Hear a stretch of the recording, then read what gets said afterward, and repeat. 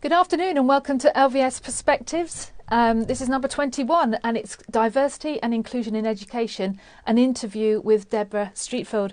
And I'm really delighted to invite Deborah to be on the programme today. I first met Deborah about 5 or 6 years ago at a Society of Heads conference where she was talking about how she was helping young people, young homeless people and their careers.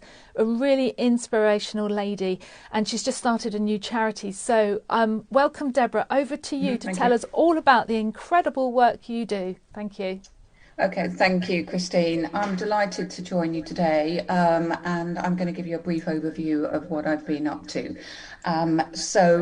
Before the slides start, I'll just say that I've been working in this space for 39 years. I've worked with independent schools, I've worked with state schools, inspiring young people to choose the profession they would like to go into. And then I was asked to work with the big issue, with the homeless, and I worked with the homeless in Vauxhall and under the arches, and also on the Strand where the doorways are very, very wide, and I worked in a women's prison. And women's prison, I met young people up to the age of 60 in groups of 12, and that was an interesting concept because my protection were prisoners. The people who took me to the toilet were prisoners, so you were quite vulnerable, inspiring them. But going back to the big issue, I met a young person who decided that she wanted to do medicine, and she was sleeping rough next to Topshop. So if you ever walked along the Strand, she was sitting there, and she said she was very safe because she didn't get kicked at night, and she was cold, but she was hungry. And I was very, very overwhelmed by her because she had 10 GCSEs and she had 3 A-levels, biology, chemistry, maths. And I always remember when she told me she had 3 A's. And it was her journey with me that decided to launch my big career. So next slide, please.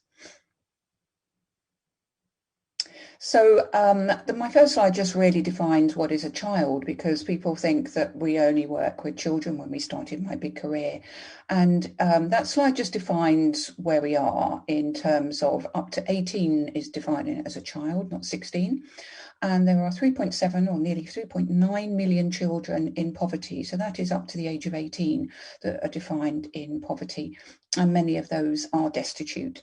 So when we started my big career, those were the children that we were targeting, those who are hungry and those who were in schools but had no support at home. Next slide, please. So there's some quotes of people that came to my big career just as they felt that we started. So the inspiration, as I said, was the young lady sleeping rough. And her story was that we applied for medicine and she got turned down 3 times, and she couldn't do the UCAT because she fell apart through nerves. And then she applied to King's because that was always her ambition. And again, she got turned down. So she went to Brunel and she did biomed and got a first in the first year. So her and I went over to King's and we did a sit-in, which is a bit of a shame. And we sat on the floor in King's till 9:45 at night with security saying, will you please remove those 2 women? But we were steadfast, I suppose, and we decided that we wouldn't go home. And then the admissions tutor said to her, would you take medicine in those certain terms and go away? So there we are. That was the story of the inspiration. But you can see on those quotes that people weren't getting the right advice. And this is mainly in the state sector, that it was a librarian for a couple of minutes, and young people weren't getting the right advice about apprenticeships or going into work or going into university. So that's what drove my big career. Next slide, please. Again, you've got some more quotes there, why people were desperate. So we worked in London, and we worked primarily in East London when we started my big career. And then we moved out of into Hertfordshire, up to the north, up as far as Scotland, into Wales, and then over into Belfast. And in Belfast, we still work, and I'll take you on to my new charity. But my big career was launched in Belfast in the Catholic area, in an area where there were 25% of the young people who can't read or write. They are illiterate at the age of 12. They just seem to fall through the cracks.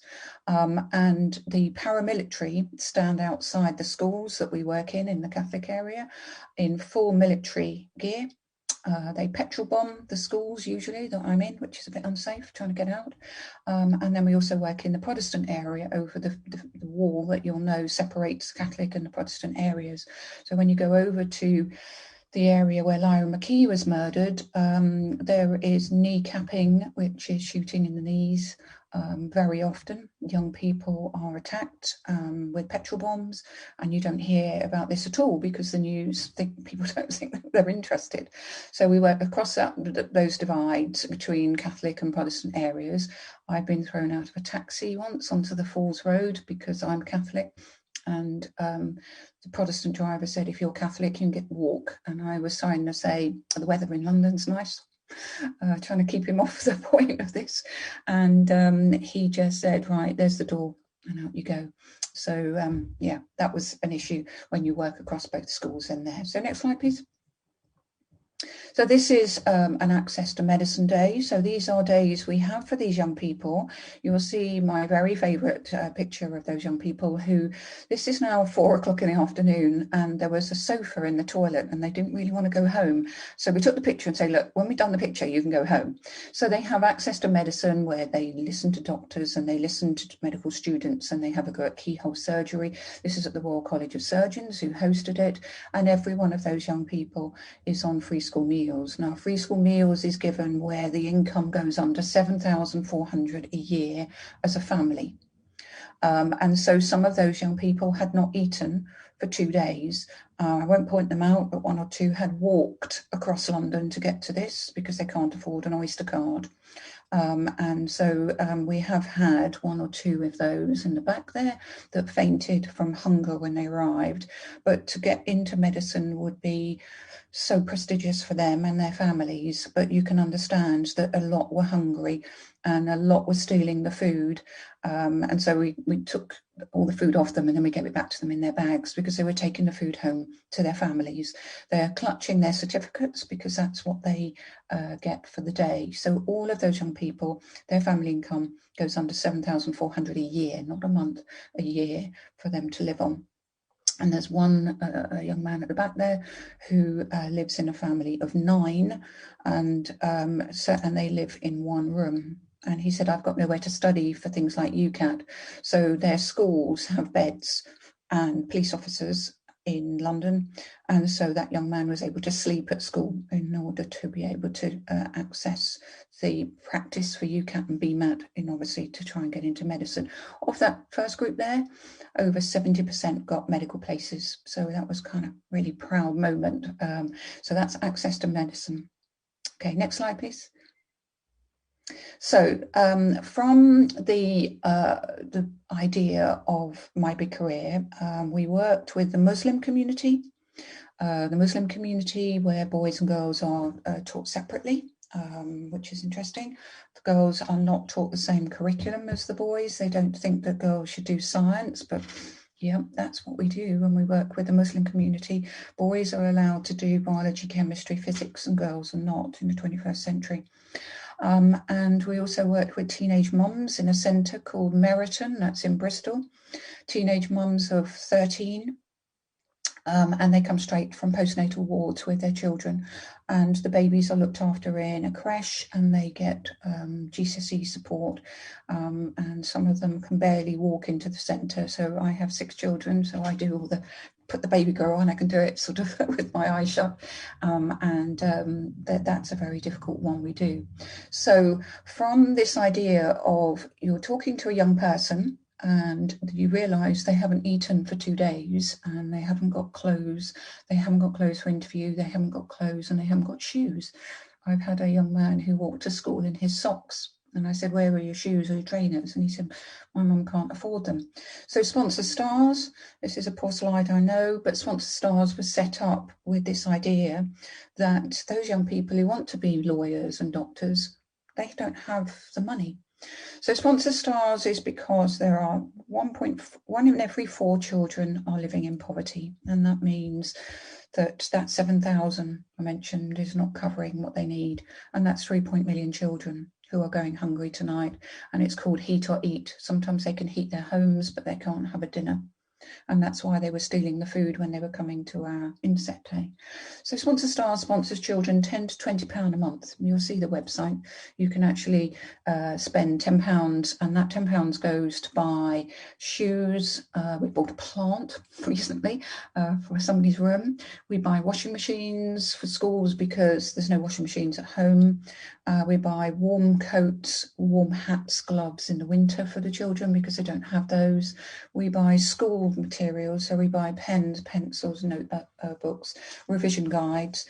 We also buy, we pay for UCAS, we pay for open days when they were there for university, and we also pay for music exams and music lessons because we feel that everybody should have the same chance. So Sponsor Stars is supported by people in Lebanon, by people in Norway, in the States. So that's it ticks along quite nicely. And Sponsor Stars, people do give more money because they feel that they want to buy a whole washing machine. That's nice. But schools say what they would like. The money doesn't go to the family. I need to make that clear. It doesn't go to the children. It gets held in trust at the school. And the family, the guardian or the carer will come to school to say, we can't afford a new pair of trainers or a new pair of shoes. And then the money is released, and then the receipt is then forwarded to us, and then we balance the money back to the school. So this term we have bought trainers, we bought a tablet, we bought a camera for somebody who wants to do photography, and it's the children that will apply. And then each sponsor, you're given the name of your student and the age, and we go down to the age of 4. The age of 4 because we feel that poverty does start at that young age, and then we move up to 17. If you have a 17-year-old to sponsor, obviously they're going to be lost, and we just tell you where they've gone. So that's why some people prefer the younger ones, because then you can follow them through to secondary school. So next slide, please. So that's when we started off. This picture, I have to tell you, is my son. Nobody wanted to be photographed for the website, and so this is my son. And he was taken, we went all over London looking for somewhere that looked a bit, what would you say, looked like it needed some support. And everywhere we went, we couldn't find anywhere. So this is actually near to where we live, and this is at the back of some houses, and you can see that's a mattress. We photoshopped the logo off of his school bag, and we took the logo off his trainers, and he looked a bit down and out. That is my son James, just to put that into context. And then I said that gives you that overview that we do sponsor children from 4 to 17. Next slide, please. So my big career, it came to a point I've been working with for 7 years, from when we started off with the first homeless girl who wanted to do medicine it started in 2011, but we launched in 2013. And we existed on sort of 38 pence. And it's very difficult to understand careers guidance, I think, because if a young person says, I want to be a tattoo artist, and you do everything to help them, and then they change their mind and want to be something else, people say, well, we don't understand careers guidance. So it got to last year, and I felt that it was time to move. I'd done what I could for my charity, and so the careers office was launched in 2021. What the careers office will do, and you can see for the logo, is access to the professions, but also moving these young people through to the senior levels. You'll see from all the documentation of diversity and inclusion, excuse me, that young people that come from disadvantaged backgrounds don't tend to get onto the FTSE boards. And this is women as well, LGBT, and there's an issue around using the word of BAME at the moment, but it's every young person deserve the same chance to get up to the top. So that's the logo. And we are starting off with a small amount of money. So we haven't got a website. That's what we're raising money for. And we're starting with creative and media. So we've started with the Telegraph, and we've done a 6-week programme. We're on week 4 of access to journalism, which is one of the closed professions to young people. And so the Telegraph are doing this programme. And then we're moving on to the BBC, and we're working with Saatchi, and we work with Vogue, and we've got a good link with Vogue and Condé Nast Britain. And then we're moving on next year to Countryfile.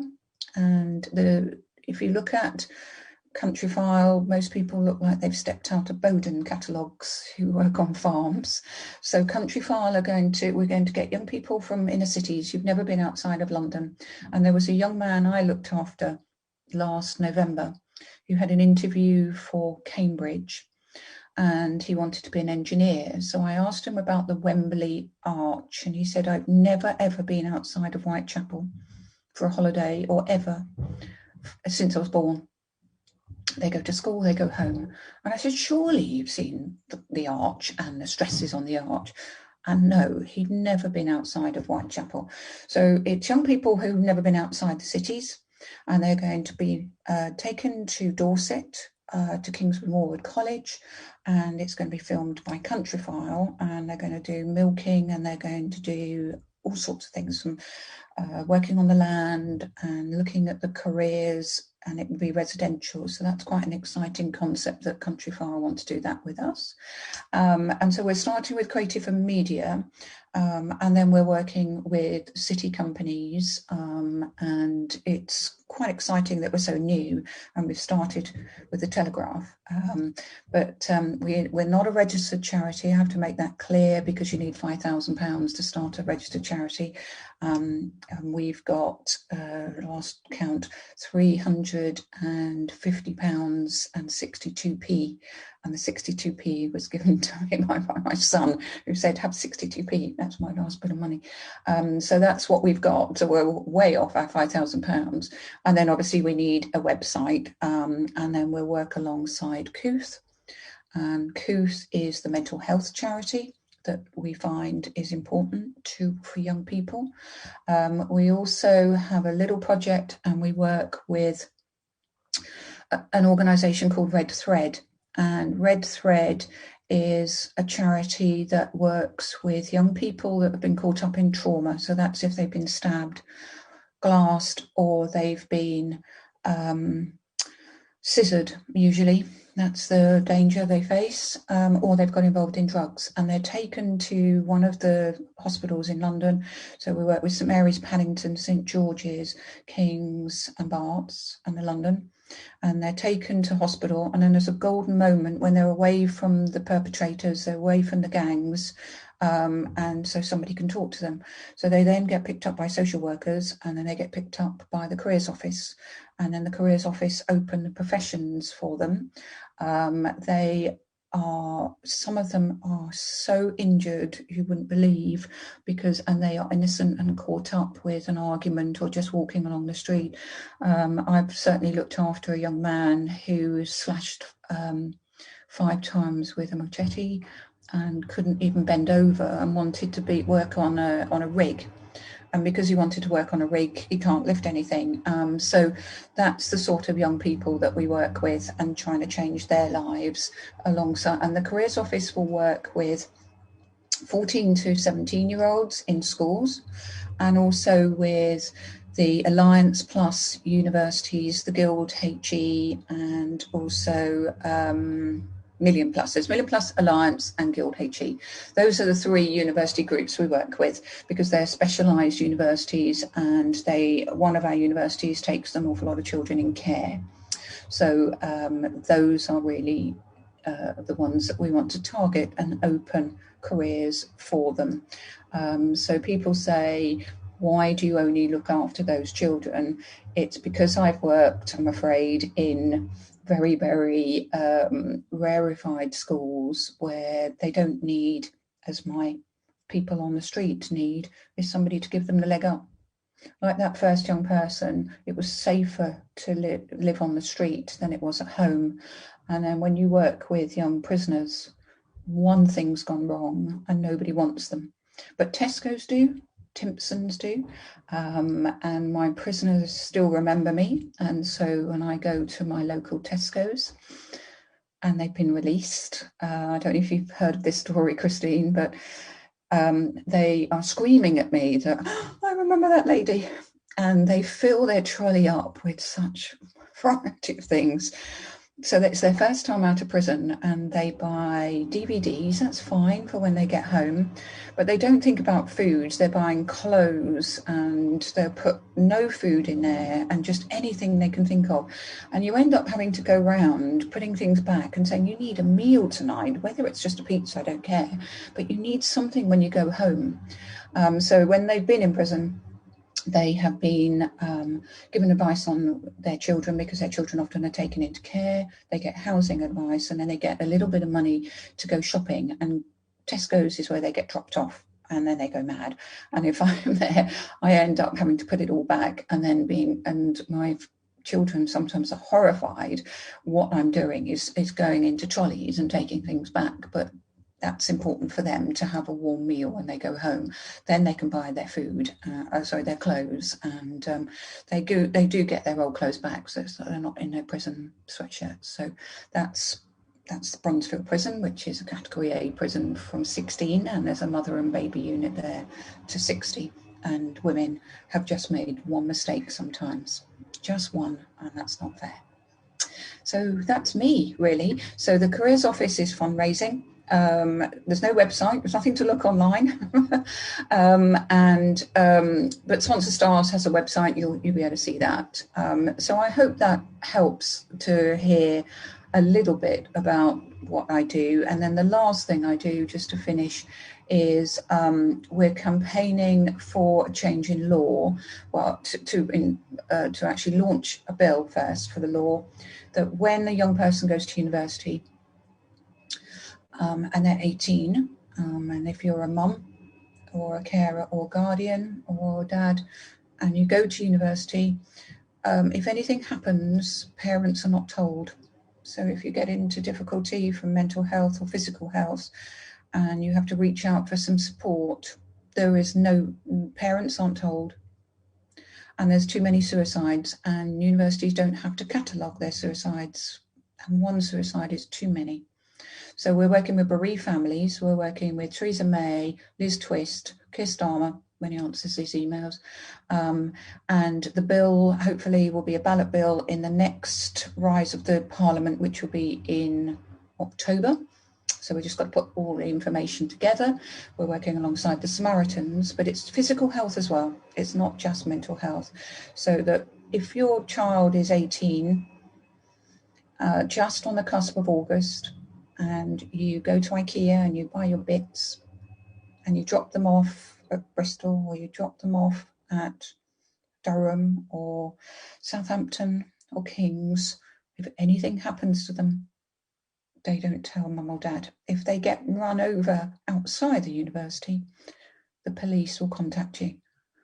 But if they run into mental health difficulties at university, the university are not obliged to tell you, and that's wrong. So that's us, really, in a nutshell. So it's kind of watch this space on that one, but that's alongside everything that the Careers Office will do. So I hope that helps, Christy. Thank you, Deborah. And that last point you made about care when the children at university is so important. Now with my three having gone or still been at university, I've seen firsthand that they can come from a very close and caring school like ours, and then suddenly they're on their own. And there's an argument to say, well, they're 18, they're adult, off they go. But there are so many stresses and strains, and it's only got worse for them, the pressures that they're under. So, if we've got any year 13 parents out there, and you want to have a chat about this, then please do contact me, because I think, we need to stick together and you need to fight. Well done, Deborah. Fight for that one, because that is really, really important. If you've got any questions for Deborah, you can either come through on the chat now or email me and I can put you in contact with Deborah. But Deborah's already helped us. So through Deborah's contacts, you've already been helping our pupils. So really well done. You've presented to the WOW group also. But we've got a wealth of expertise out there in our parent body. So if any of our parents out there can help Deborah in any way, if checking CVs or giving some advice about a particular career to young people, or how we might be able to help you. Because you've sort of undersold yourself, Deborah, because if you Google you can see the incredible work that you've done and how you brought up that My Big Career. And now you're starting again on a new one and constantly striving for these young people to make the world a better place for them. Absolutely. I think everybody says, why do you do what you do? And it's because I think I've got 6 children and I want the best for them. It's important that every young person has the same chance as my children. If my children put their hand up and say, do you know what, I'd like to be X, I battle on for them. And all the volunteers that come with me battle in the same way. So every young person deserves the same chance. And I treat every young person as if it was my own son or daughter. And all the volunteers are exactly the same. And we will battle on until we make a difference. And we do. As I said, if you've seen a young person faint from hunger, and it is the 21st century, with no shoes, and when we went to Vogue and they put smoked salmon and pomegranate juice, and they said, what's that pink stuff and what are those things floating? And so we have to have Percy pigs now, because they've got to have a sugar rush when they arrive, because they haven't eaten for days. And sandwiches, they can cope with sandwiches. And even Colin Caterpillar cakes, they've never seen, some of my students, ever seen a Colin Caterpillar cake. And I'm like, oh, I love these. So that's important. And it is the 21st century, after all. So, yeah, that's me. We all need people like you to help pick us up, because I think in our lives, I know in my life, I had one teacher in particular who picked me up, and I certainly wouldn't be sat here now if it hadn't been for that person. And the fact you're doing that for children on a daily basis, you've actually donated your whole career and your life to these people. And we've had, already there's been someone come through on the chat saying, wow, what an inspiration. You are, Deborah. And if we can help in any way, another one here, amazing work. Please tell us how we can help, and also how we can contact you as well. So the comments coming through. I come from a Muslim background. My daughter is aiming for medicine, and it broke my heart when you said that Muslim girls are presented with different choices than boys. So please tell me, how can we help this great journey? Yeah, I mean, there's so many ways people can help us. They can fundraise, so we can actually get a website, be nice, because then we can embed Couth for young people. So if you've never heard of Couth, it's an app that the students can either have a little card, or they can just have the app on their phone, or they go to the website, and there are counsellors up till 10 o'clock every night that they can have a conversation with if they're stuck, and university students as well as school students. So Couth is fantastic. It is commissioned by the NHS, so it is safe, and all of those psychiatrists and psychologists are ready to help. So that's why we want the website. And then we will do access days, insight days. We're doing online virtual stuff, hence the Telegraph is 6 one-hour sessions online. And we're going to develop that because we find we can reach more young people.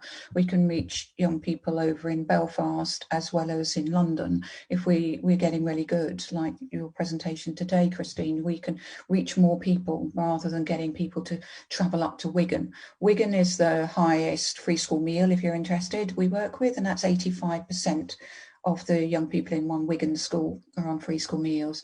In London, we're working around about 50 to 60% of the school. And then in East London, where we work with those schools, because they've all been working with the Telegraph, we've worked with the school next to Grenfell. And we've also got 2 children who've lost their parents to COVID on the Telegraph one. And then we've got 1 student who lost his sister to a shooting just in the wrong place at the wrong time in East London.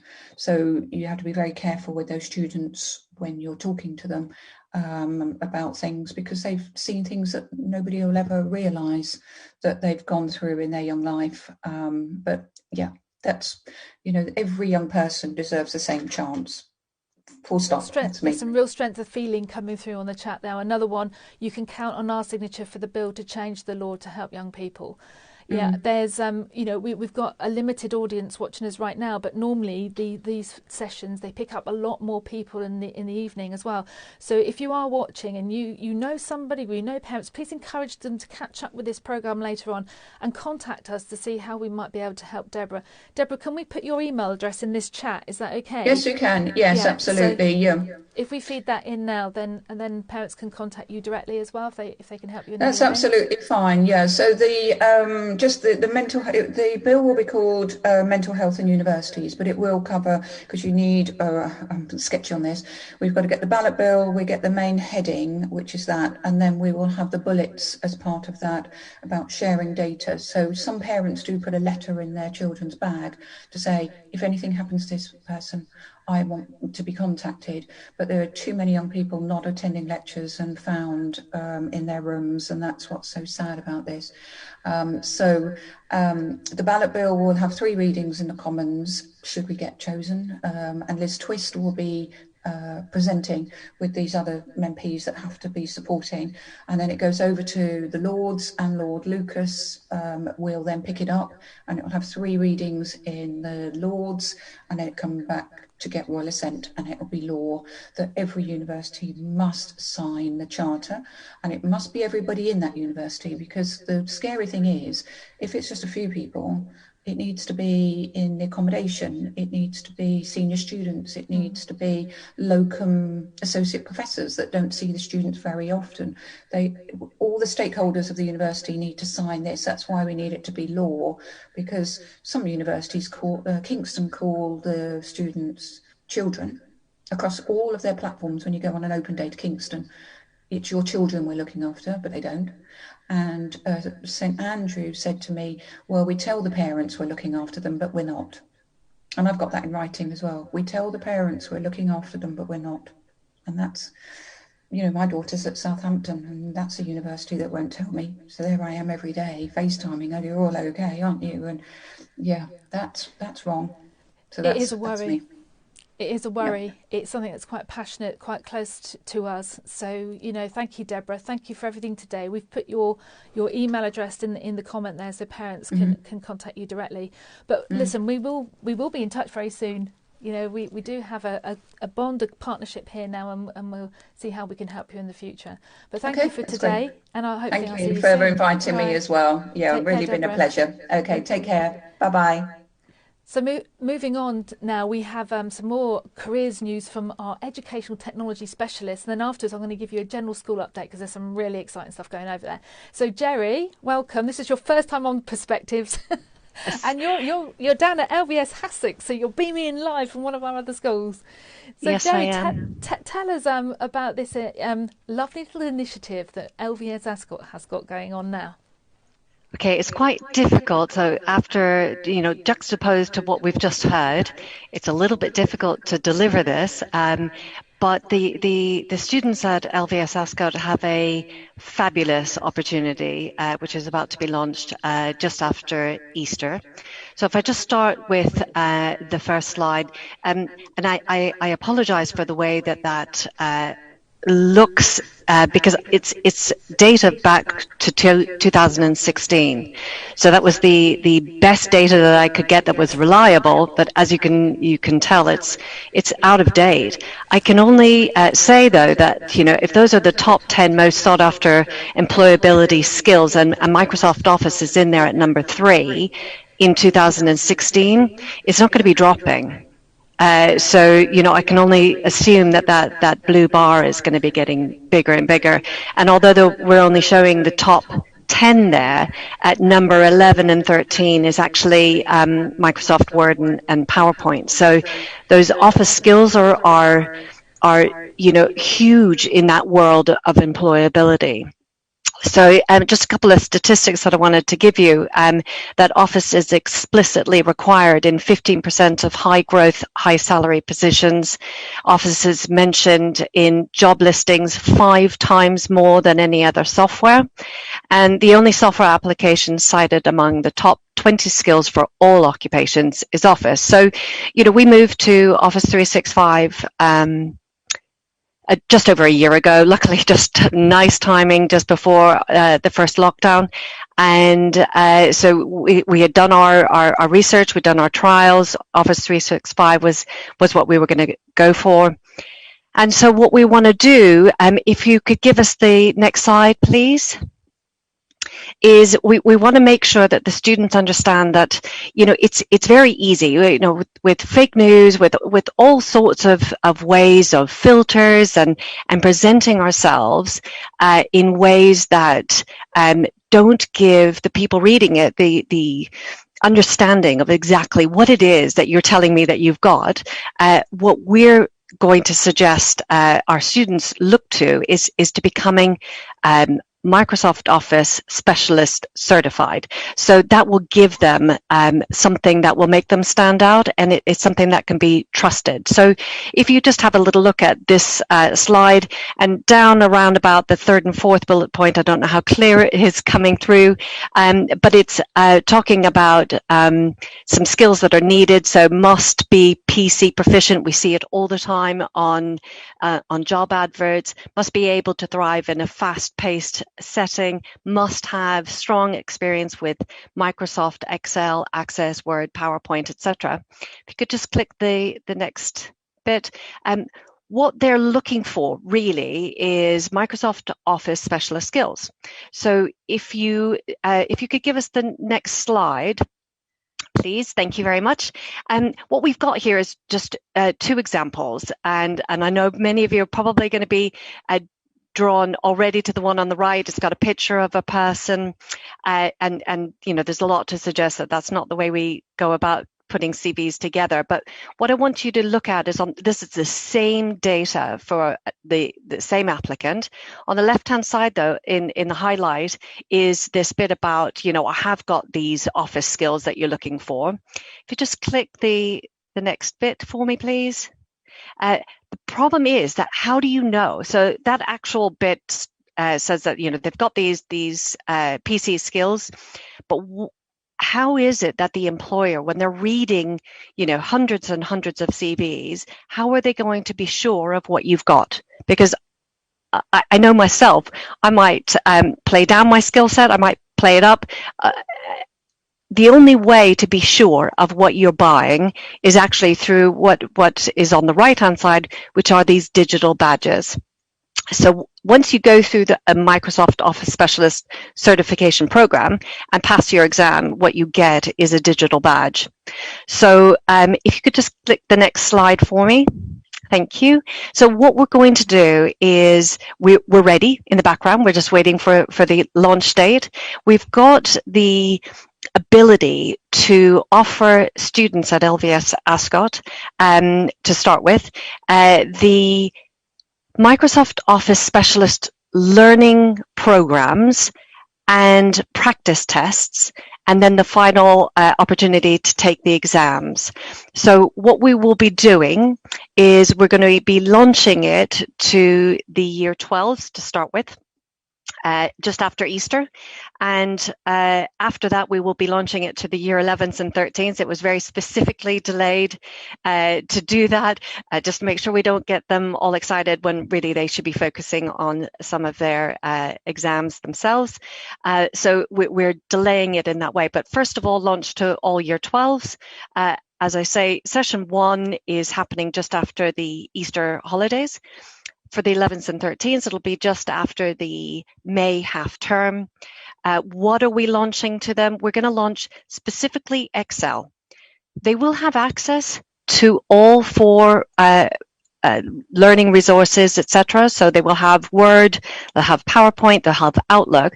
But actually what we're going to be concentrating on is Excel, because the word that we're getting is that the Excel skills are not as they should be, that people are learning them on the job. And actually, this is an opportunity for those Year 12s to go ahead and get it on their CV, get it on in there for their UCAS statement, etc.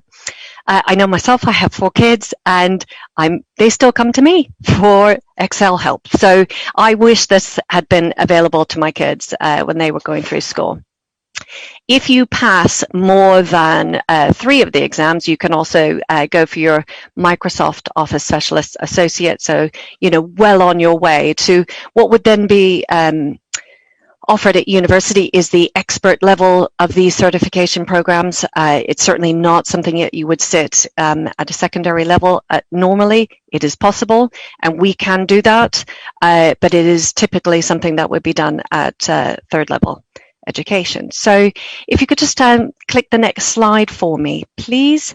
This is just to show you what we're going to be taking people through. So what will happen is in the initial launch of it, we'll have all Year 12s sign up. It'll be delivered through the LVS 1 time in the timetable. And what they will do is they'll sit through a skills analysis test first for Excel, and that will highlight to themselves, because this is an independent learning program where they will sit the skills analysis test. It'll say, these are your areas of strength, these are your areas of weakness. It'll then point them through to the learning resources that are associated with their skill set as it is, and where it needs to get to in order to be able to pass the exam. Now, the learning resources that are tied up with the exam and the practice tests all come through one particular software. That software is called Gmetrics. It incorporates the LearnKey resources. Now, so there was a decision to be made at one point where we could buy the practice tests. So every single license that we have would come with a 100 practice tests. So some learners are going to want to get in there and go straight to practice tests. And I'm just going to do it so many times that I'm going to be able to pass my exam just having learned through my errors, in the practice tests that I've done. And having had long conversations with Mr. Panay, who's our head of computer science, and our lead IT at the school, that's not the idea. The idea is that actually we really want the skills. We want the really deep Microsoft Office skills that are going to help our students when in their journey at LVS, but also in their university, in their workplaces, etc. So yes, the digital badging is great, but it's not the be all and end all. It is the skill set. So what we did is we bought the extra learning resources. These learning resources from beginning to end take about 20 hours. If you do every single video, you do all the learning labs, create all the workbooks, which are a little bit like journals, and then at the very end, sit the exam, which is about 50 minutes. So what will happen in the background is we have access to what it is that they're doing, where it is that they might be stuck. But it is an independent program that we are giving them. So we will be handing it to them. We will be expecting them to embrace the opportunity, the gift that they're being given of all of that tool set and how to break it down and how to use those tools. And then what we will be doing is asking them to say, okay, well, we can see in the background that you've taken this test several times, you've passed it. The last 3 times we think you're ready, but we will be looking to them to also guide us as to when they think that they're ready. So that's the program in a nutshell. I hope I haven't said it too quickly, Christine, but if we say that I'm anticipating a couple of questions along the lines of, well, what happens if I've misread when I feel I'm ready for my exam? Well, you can take the exam again, but what we're giving you is the opportunity to take an exam the first time round. If you pass it and there's time, you're still left at school, you have access to the other programs. You can start learning to become an office specialist in Word or PowerPoint potentially. Those might be the next ones that I would go for, rather than necessarily the Outlook one. But I think what we need to do is it's new to all of us. We need to see how it goes for everyone. I know that the Excel one is challenging. I know that many people will say, I know quite a lot about Excel. I know myself. I'm going through the learning resources in fine detail. There's stuff that I'm still learning. So hopefully that's explained it, Christine. Do you think I could give you any further detail on that? I think you've done a really good job there, Jerry. Thank you so much. This is great news for the school and for our pupils. And I know probably the parents are thinking, how much is this going to cost? But it's an investment the school has made. There is no charge to parents. We want to see how it goes, and then we can start filtering down the school, because this is what we're about. We want the best for our children. We want the best career chances for them. And having myself spoken to in a meeting at Royal Holloway during the February half term, Excel in particular in certain subjects, the children aren't coming through with the right skills, and we can be ahead of the game. And they were really interested in what we had to say about this. So I think this is great. What we're going to do, Joe, if it's all right with you, we'll copy your details in the chat, and then if parents got any questions, but we will start eventually filtering this down the school, so that we've got the tools and we've got the technology to be more excellent than we already are. So thank you, Jerry, and I'll see you soon. Thank you. Okay, thank you. And then just going on to a general update, because I did promise you that when we were coming out of COVID, that we will go into a social season, which we can call city social season. So all going well, and that there's no changes to the government guidance, and all good news coming forward, then we have got plans for the summer term. It was a bit disheartening hearing about Paris on the news this morning, but no doubt, the UK is doing really, really well. The vaccinations are going ahead. I know some of my colleagues have had them, and I've got my first one on Sunday. So I'll make sure the dinner's prepared before I have that, because I've heard some people are a bit poorly afterwards. But anyway, we're looking ahead. We're going ahead. Now, the year 11 and 13 assessments are going on. It's been quite a good week. It's been quite quiet. The children seem quite happy. We're really pleased with the way they're going. And hopefully by May the 17th, we will have all our grades ready to go through the scrutinisation, to go through the HODS meetings, and to go to our governors to say that we're finished. But we need time. After that assessment period, we might have to come back with a few more. The government are giving Ofqual are giving out some prepared questions as well. So we'll just make sure we've got as much evidence as we can for our children, and the best evidence whatsoever. So we're really happy with the way things are going, and hopefully the children are feeling good about it too. In fact, we've got meetings with year 11 and 13 parents when we finish in here at 1 o'clock today. So I'm going to have to speed up a little bit. I've got about 11 minutes. Okay, so Jerry's just spoken about the Microsoft. If you've got any questions that you want to come through meanwhile, but anything to do with school, do so while I'm talking, please do. So the lateral flow testing, I know that's it's caused a bit of a stir this week because it is new for you. And I remember when I did my first one, I was very nervous about it. It doesn't feel natural sticking a stick down the back of your throat or poking it up your nose either. But believe me, having done it twice a week myself now for X number of weeks, it's like brushing my teeth. In fact, in between meetings this afternoon, I need to be able to do that again for my second test this week. So stay with it. It's brilliant. The results, we've seen good results from this, and it will help keep our schools safe. So please stick with it. Good luck with that, and let us know if you have any problems at all. So we're looking that when we come back after the summer, we've got 2 weeks for these assessments, and we're going to make sure that we don't have to backtrack. We are looking at a relaxation of bubbles, co-curricular activities including Saturday sport, and fixtures resuming on the week commencing the 4th of May. That is an amazing landmark date for our school, because we will be relaxing, all going well. If the infection rate's down and the government says it's still okay to do this, we will be relaxing and starting to move to normality. Now, we won't be moving furniture around to the summer, but we may be moving the classes so that people can move around a bit more freely and start to mix with each other. We might be thinking about bringing the sixth form, year 12 and 13, back together so that we can start putting the LRC back together, and the junior school will become more relaxed as well. So we're really, really excited about this and can't see any reason why at the moment that can't happen as well. Now, it's a year ago since we first locked down, and I remember the 18th of March 2020 being in my office late at night with the SMT, and we were talking about how we were going to do this, and we had no idea, and who knew that a year later we'd still be talking about this. And when I finished talking, we've got a little video that we've put together about the year, and in fact it's going to make me late for the 1 o'clock meeting, but we'll worry about that later because this is so important, and we really want you to see this as well. How this year, our memories, looking back over this time, it's extremely emotional time.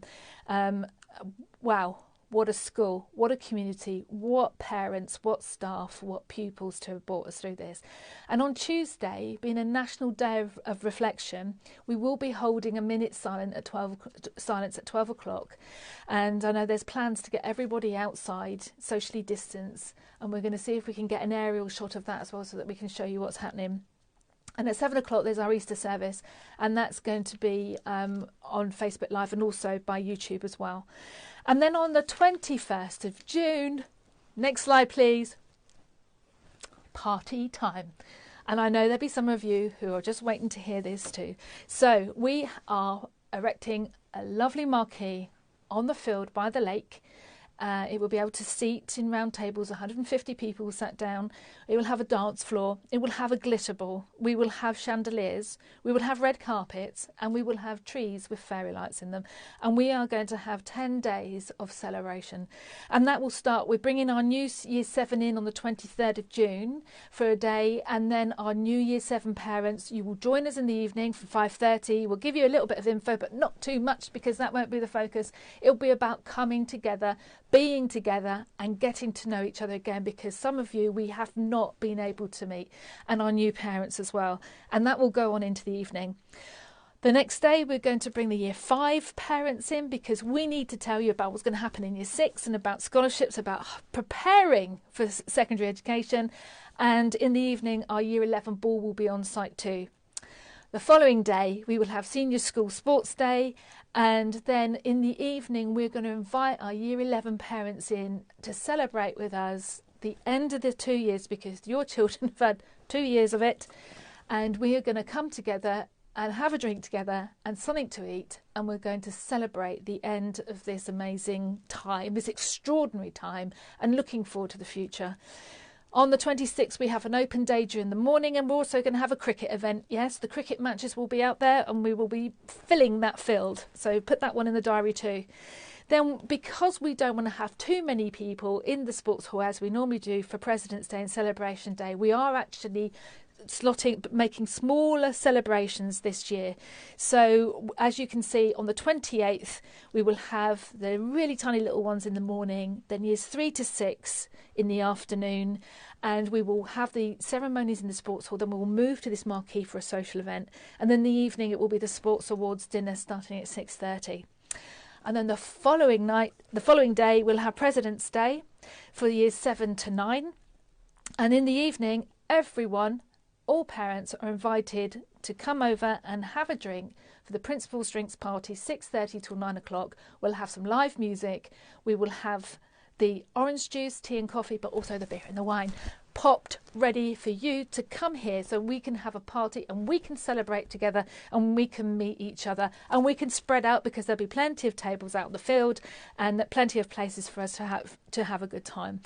On the 30th then we will have President's Day for Years 10 to 12, and then in the evening Year 13 parents and pupils, this is our chance to be together for a leavers event. It will start at 6:30. We will give out prizes that we would normally do on President's Day to Year 13. Your tutors will be able to say something, your teachers will be there. We will have an evening meal together and to celebrate the end of your education at LVS, your rite of passage on to the next stage of your education. On the 1st of July, last day of term, it'll be the Infant and Junior School Sports Day, but there's something missing off there because it's just gone in this morning. in the afternoon, we will be having a Class of 2020 celebration for those Year 13 who had nothing last year. So if your child was in Year 13 last year, and if you're watching now, then you tell them that they'll be receiving an invitation to come into school on the 1st of July, and we will have a party for them too, and a chance for them to say goodbye properly to their teachers, as we promised we will do. And then it will be the end of term. So I'm just seeing if there's any questions in the chat. From Justin Smith here, you've all done an amazing job. Communication and continued teaching for the pupils has been second to none. The contact and influence you have had with politicians and the Department of Education has been brilliant. Oh, what a year. What a year. I don't think we're ready for so many social events after so much social distancing. Start practicing now. Let's go into training, shall we? So we've got about 8 or 9 weeks. Okay, let's get into training. We want you here. We want to see you. I'm going to start crying now. I'm going to go away because I've been on my own too long. We've all been on our own too long, and it's about time we got back to normal. So to finish off, we're going to play you a video. I won't be coming back on the screen, but you can still put your thoughts through if you want to. The video is going to start playing now, and I'll see you soon.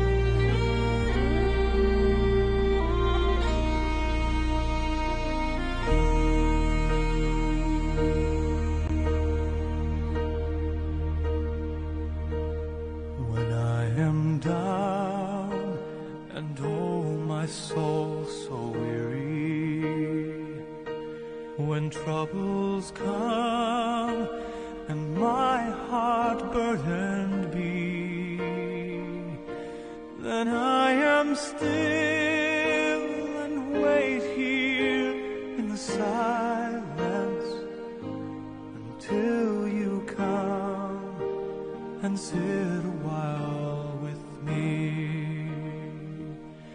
You raise me up so I can stand on mountains. You raise me up to walk on stormy seas. I am strong when I am on your shoulders. You raise me up to more than I can be.